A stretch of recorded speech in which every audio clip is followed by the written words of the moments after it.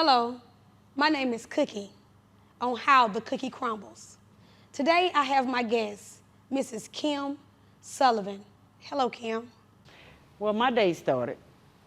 It was June 2nd, 1998. I'll never forget that day. The police knocked on my door.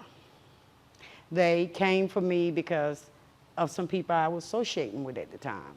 The things they had gotten into and me foolishly holding a lot of the stuff, stolen goods, places they broke into. And I didn't think I was wrong. I didn't go in nowhere. Right. You understand? I did not go in no place, so I felt like I was right. Y'all can't arrest me. Right. Well, I got arrested. When I got arrested, the people that they had arrested at first, because I didn't know who they were really, I was like, I don't know anything. And the other people put it all on me. Right. So since I don't know no names, but they all know my name, they figure they know what they're talking about, but I don't. Right. And I'm still sitting there down at the detention center. I'm like, you ain't gonna get nothing out of me. I ain't no snitch. I ain't no snitch. I went to court, got 15 years. Mm-hmm. I got something for everybody that was involved that I didn't know, because I had all the stuff. They found all the stuff on me. Okay, Kim. We never did really get into the details of what happened and what led you there, but I need you to kind of paint the picture for everyone. Go ahead. I was involved with some burglaries, grand larceny, you name it. They charged me with it. But actually, what I did was, on one occasion only, I took someone to a building they was talking about going into. They had jewelry, everything in there, and showed them how to bypass the security system for a later day. They went in it later on, and then it went from there. I mean, we had practically a criminal ring of people that was going around hitting raised jurors, you name it. Once they close, teach them how to bypass the system. They got to get in there and get out of there in 5 minutes, but you can bypass it for 5 minutes though. And I took a lot of the products. I helped get rid of a lot of products. I mean, to me, it was a high, like you say. How you say something. So like I set it off for the girls. Yeah. I mean, I really thought, hey, I'm just queen, because everybody coming to me. Everybody's coming to Kim. Kim, let me ask you a question. When was the moment in time that you realized you could have did something different, and what did you learn from it? Well, mine started associating with some friends, what we call friends. Mm-hmm. And they were into drugs. Mm-hmm. I was into marijuana. Mm-hmm. So I proceeded to start lacing my marijuana. Mm-hmm.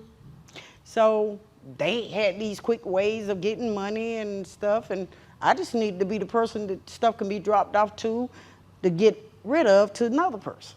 Right. And that's how it started. And and I wasn't working, just got out of a relationship, single mama, 5 girls, prided myself in, ain't nobody, I'm gonna take care of mine. Right. So the extra money I was making was helping me take care of my children. Right. Plus a lot of the products that was being brought to me, my kids was wearing, playing with. Right. As a matter of fact, when the police came in, they got watches off my girls and, clothes and stuff that was reported taken out of these places. Mm-hmm. And I really, if I could go back and do it all over again, I would do all of it different. So one thing, I'd have just minded my own business. I knew what I was doing was wrong. Mm-hmm. I really didn't care. I didn't think it was as wrong as the next person that was actually going into these places and getting all these things. I thought I was because I wasn't there, I was in the right. Mm-hmm. It all was wrong. It was all wrong. Wow. It was all wrong. And my regrets, that I didn't think twice to do it. I didn't think twice. I didn't think of all the people that I was taking prison with me. Because we, a lot of times, think we go to prison alone. Mm-hmm. My mama was doing my time with me. My children was doing my time with me. My brothers, my sisters, any and everybody that loved me was doing my time with me. Okay. On the outside. You know, I took them to prison with me. And for that, I regret. I do, truly.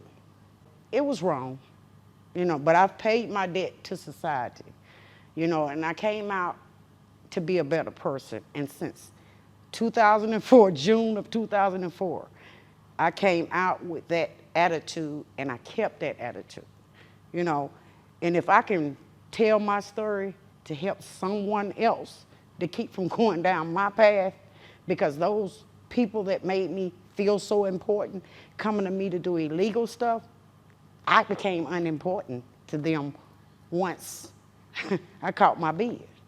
There's no more, Kim has no more use. So Kim, let me ask you this question. Despite the time that you did and the things that you've done, and that's the past, and we can't go back to the past. Only thing we can do is look forward to the future.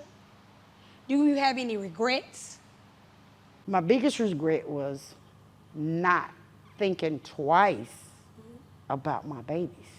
Okay. Because at the same time, I was using that excuse, I'm being a single mom taking care of my babies, not thinking twice that what I'm doing can take me away from my babies. I didn't put enough thought into my children, as much thought as I did into being that person that everybody had to run to. Okay. I didn't think hard enough. And if that is my biggest regret. I have many regrets, but that is the biggest. I didn't think twice about my children. I didn't think twice about my mom, who's always in my corner. To put her out there as a grandmama raising grandchildren. Right. And wasn't nothing wrong with me. I chose to do wrong. I chose to do this. So, it wasn't her fault, and it wasn't my children's fault. So that's my biggest regret, is putting them in a position like they done something wrong. Right. Kim, before I close this session, I just got one more question to ask you. What are your biggest challenges and battles that you face? My greatest battles are my grandkids, all my nephews and nieces, these young generation today, just trying to get them to understand and, where I'm coming from for as an ex-offender, not wanting to see them go the same route I went. Right. Because it's a route hard to come back from at times. Exactly. Everyone don't make it back from this journey. I feel you. Society don't accept you the same anymore. You got something to prove all the time. When I first, coming out as an ex-offender, it's like I owe everybody. Come on, do you? I owe everybody. You say I don't pay my debt to society. No, you haven't. You still got debts to pay because you've hurt people. You've let people down. And you got to build that back up again in order to build yourself back up again. If you want to, be a part of society the way I want to be a part of society and my family and get the love and respect that I give, I got to put myself in the position where I'm that person they can do that with. And when I came out, all I'm looking to them as a ex-offender that's probably gonna do it again and go back. That's how everyone feels. She's gonna do it again. She's going back. So what you're saying is experience is the best teacher. Well, it taught me a lot. I'm not saying they need to go to prison to get what I got. I think that's what wind up happening with me. I had to sit down and slow down and to listen to get what I needed. But it's better ways. There are other ways. When I went to prison, I only realized then how much hurt I had and how much pain I had and how much disillusion I had of myself. I didn't even realize it. And at first, I did not accept responsibility. You was there with me. I spent 2 years on lockup, my first 2 years, because I was angry because I was there. But I was angry at everybody else. I was angry at all the wrong people. God say something to me, she make me mad. Right. If this happened, I'm mad. But then I finally looked in the mirror one morning and said, you're mad at yourself. You brought you here. Right. You could have done different. This is my journey. I'm picking up the crumbs, and that's the way the cookie crumbles. And thank you for having me on Cookie Crumbles. The The directors.